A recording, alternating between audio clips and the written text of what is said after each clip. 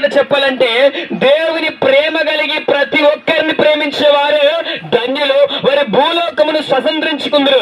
భూలోకమును స్వతంత్రించుకుందరు అంటే దేవుని ద్వారా ఈ లోకములో ఉన్న ప్రతి మానవుల చేత మంచి సాక్ష్యం పొందుకుందరు. హల్లెలూయా, దేవునికి మహిమ కలుగును గాక.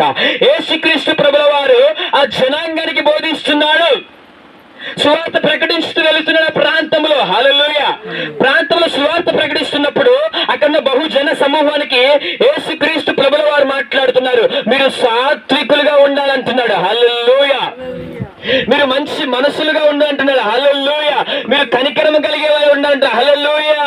చూడండి, ఇక్కడ ఇంకో మాట చూద్దాము. కనికరం గలవారు ధన్యులు, వారు కనికరం పొందుదురు.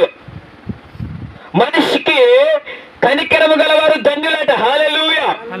ప్రతి మనిషి కనికరం గల వ్యక్తిగా ఉండాలట. హల్లెలూయా.